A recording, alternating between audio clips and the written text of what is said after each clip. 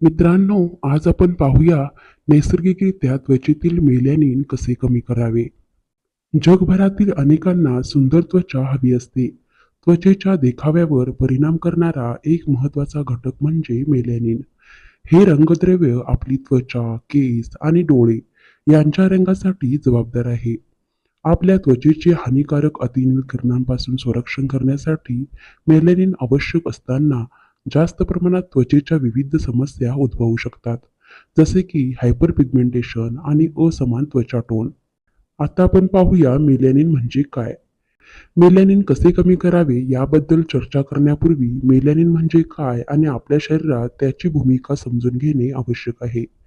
Melanin रंगद्रव्य एपिडर्मिसच्या तळाशी असलेल्या मेलानोसाइट्स नावाच्या विशेष पेशींद्वारे तयार केले जाते. हे तीन प्राथमिक स्वरूपात येते: युमेलॅनिन, फिओमेलॅनिन आणि न्यूरोमेलॅनिन. त्वचेच्या गडद रंगासाठी युमेलॅनिन जबाबदार आहे, तर फिओमेलॅनिन फिकट त्वचेच्या टोनला जन्म देते. दुसरीकडे न्यूरोमेलॅनिन विशिष्ट मेंदूच्या क्षेत्रांमध्ये असते. मेलॅनिन अतिनील किरणोत्सर्गाच्या हानिकारक प्रभावांपासून नैसर्गिक संरक्षण यंत्रणा म्हणून काम करते. सूर्यप्रकाशाच्या संपर्कात असताना मेलेनोसाइट्स त्वचेला संभाव्य डीएनए नुकसानापासून वाचवण्यासाठी अधिक मेलॅनिन तयार करतात.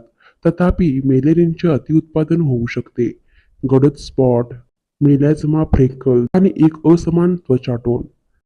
आता आपण जाणून घेऊया मेलॅनिनची पातळी वाढण्याची कारणे काय आहेत. त्वचेमध्ये मेलॅनिन उत्पादन वाढण्यास किंवा हायपरपिगमेंटेशनमध्ये अनेक घटक कारणीभूत आहेत. सूर्यप्रकाश प्राथमिक कारक घटक म्हणजे सूर्यप्रकाश. जेव्हा त्वचा सतत अतिनील किरणांच्या संपर्कात येते, तेव्हा मेलॅनोसाइट्स अधिक मेलॅनिन तयार करण्यासाठी ओव्हरड्राईव्हमध्ये जातात, ज्यामुळे टॅन होतो. तथापि, जास्त सूर्यप्रकाशामुळे मेलॅनिनचे असमान वितरण होऊ शकते. गडद स्पॉट आणि हायपरपिगमेंटेशन होऊ शकते. हार्मोनल चढउतार हार्मोनल बदल मेलॅनिनच्या उत्पादनावर देखील परिणाम करू शकतात.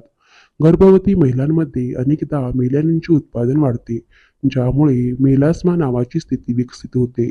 या स्थितीमुळे आपल्या चेहऱ्यावर, विशेषतः गालांवर, वरच्या ओठांवर आणि कपाळावर गडद ठिपके दिसतात. अनुवंशिकता काही व्यक्तींच्या अनुवंशिकतेमुळे त्यांना हायपरपिगमेंटेशन किंवा त्वचेचा रंग गडद होण्याची अधिक शक्यता असते.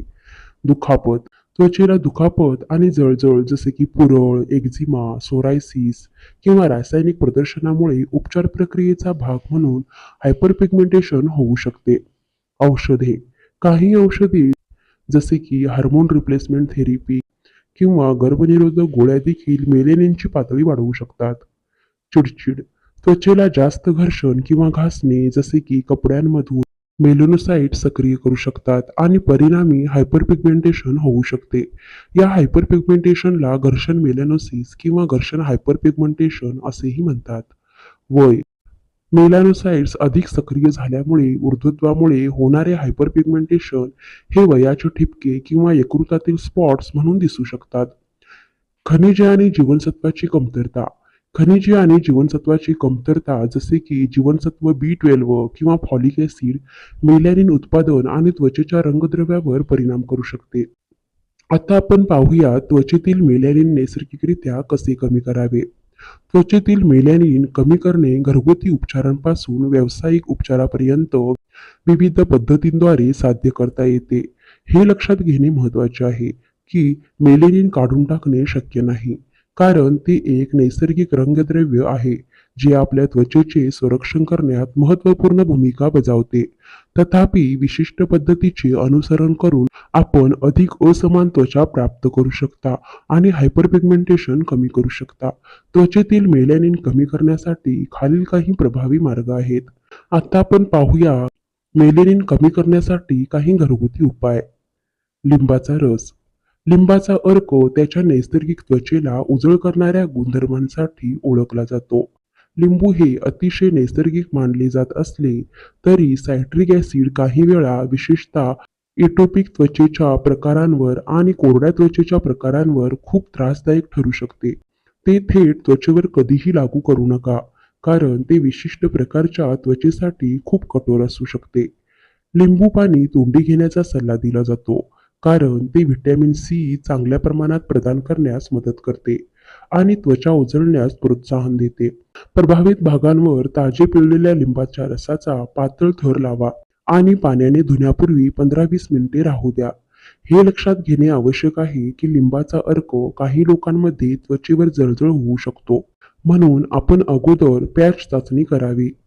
कोरफड कोरफड वेरा जेल त्वचेसाठी सुखदायक आहे आणि त्यात संयुगे असतात जे मेलॅनिनचे उत्पादन रोखू शकतात. ॲलोव्हेरा जेलचा पातळ थर त्वचेवर लावा आणि धुण्यापूर्वी 30 मिनिटे तसंच राहू द्या. नियमित वापरामुळे हायपरपिगमेंटेशन कमी होण्यास मदत होते आणि रंग अधिक समतोल होतो. हळद हळदीचा वापर शतकानुशतके पारंपरिक औषधांमध्ये त्वचा उजळणाऱ्या गुणधर्मांसाठी केला जात आहे. 1 चमचा हळद पावडर दूध किंवा मधात मिसळा. एक गुळगुळीत पेस्ट तयार करा आणि त्वचेला लावा. स्वच्छ धुण्यापूर्वी 20 ते 30 मिनिटे तसेच राहू द्या. नियमित वापरामुळे मेलॅनिनचे उत्पादन कमी होण्यास आणि त्वचेचे एकूण स्वरूप सुधारण्यास मदत होते. आहारात अधिक खाद्यपदार्थांचा समावेश केल्याने त्वचा उजळण्यास मदत होईल. कारण त्यात रताळे, बेरी, पपई, टोमॅटो, गाजर, फ्लेक्स बियाणे आणि भोपळ्याच्या बिया यांसारख्या अँटीऑक्सिडंट्स, व्हिटॅमिन सी आणि ग्लुटाथिओनचे उच्च स्तर समाविष्ट आहेत. तुम्हाला फिकट त्वचा हवी असल्यास त्यांना तुमच्या आहारात कमी प्रमाणात समाविष्ट करण्याचा प्रयत्न करा. आता आपण पाहूया त्वचेतील मेलॅनिन कायमचे कसे कमी करावे. घरगुती उपचार तात्पुरते मेलॅनिनचे उत्पादन कमी करू शकतात, परंतु कायमस्वरूपी परिणाम साध्य करणे आवश्यक आहे. अशीच एक उपचार पद्धत म्हणजे लेझर थेरपी, जी त्वचेतील मेलॅनिन रंगद्रव्यांना नष्ट करण्यासाठी आणि तोडण्यासाठी उच्च ऊर्जा प्रकाश बीम वापरते. हे हायपरपिगमेंटेशनचे स्वरूप कमी करू शकते आणि अधिक समान त्वचा टोनला प्रोत्साहन देऊ शकते. तथापि, इष्टतम परिणाम प्राप्त करण्यासाठी एकाधिक लेझर थेरपी तंत्राची आवश्यकता असू शकते. डॉक्टर हायड्रोक्विनॉन, कोजिक ॲसिड किंवा रेटिनॉइड्स सारखे घटक असलेल्या टॉपिकल क्रीम किंवा सिरमची शिफारस देखील करू शकतात. हे घटक मेलॅनिनचे उत्पादन रोखतात आणि त्वचेच्या पेशींच्या उलाढालीला प्रोत्साहन देतात. ही उत्पादने तुमच्या त्वचेवर वापरण्यापूर्वी त्यांची सुरक्षितता आणि परिणामकारकता सुनिश्चित करण्यासाठी त्वचारोग तज्ज्ञांचा सल्ला घेणे महत्त्वाचे आहे. मित्रांनो, व्हिडिओ आवडल्यास व्हिडिओला लाईक करा, शेअर करा आणि सबस्क्राईब करा. धन्यवाद.